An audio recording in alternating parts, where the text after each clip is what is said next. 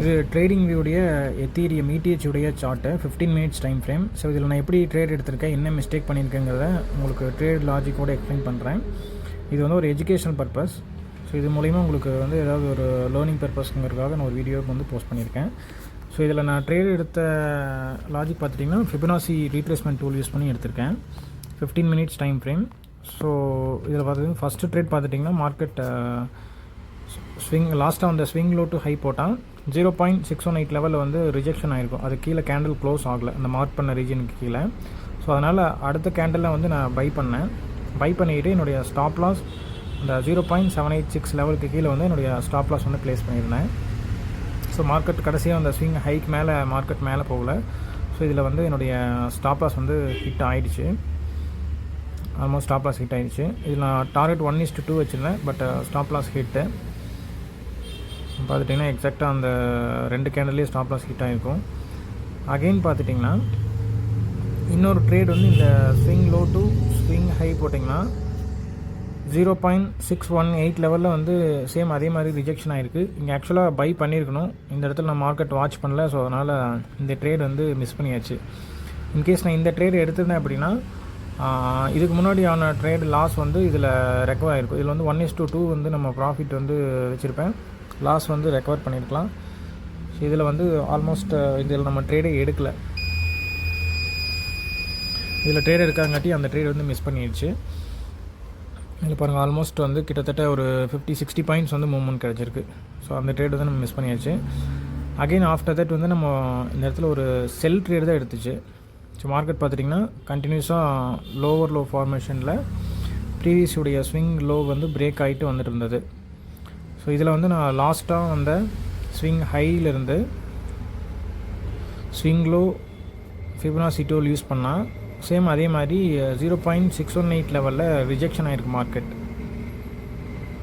Mark பண்ண இடத்துல rejection ஆகிருக்கு. அதுக்கு மேலே கேண்டில் க்ளோஸ் பண்ணல, டோஜி ஃபார்ம் ஆகிருக்கு. ஸோ அதனால் வந்து அந்த இடத்துல நான் வந்து செல் ட்ரேட் எடுத்தேன். ETHல செல் ட்ரேட் பண்ணிவிட்டு ஸ்டாப் லாஸ் வந்து சேம் அதே மாதிரி 0.786 லெவலுக்கு மேலே வந்து வச்சுருந்தேன். சேம் இதுலேயும் 1:2 வந்து டார்கெட்.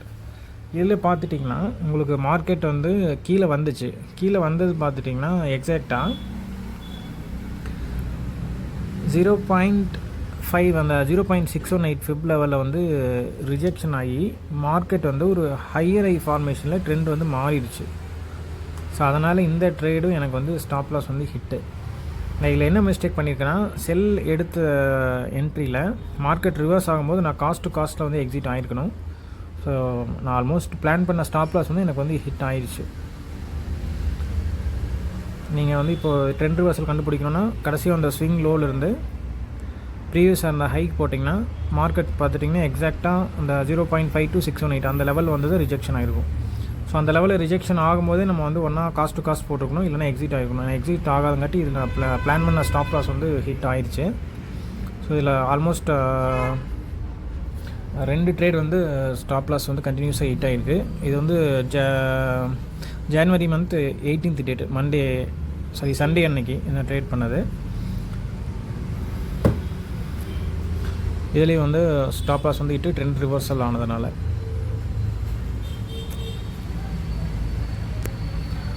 மார்க்கெட் வந்து பார்த்துட்டிங்கன்னா ஒரு அப் ட்ரெண்டில் இருக்குது. நான் செல் ட்ரெண்ட் எடுத்ததுக்கான ரீசன் பார்த்துட்டிங்கன்னா ஃபர்தர் வந்து ட்ரெண்ட் ரிவர்சல் ஆகி ஃபர்தர் ஸ்விங்கில் பிரேக் ஆகும் சொல்லிங்க மேலே தான் எடுத்தேன்.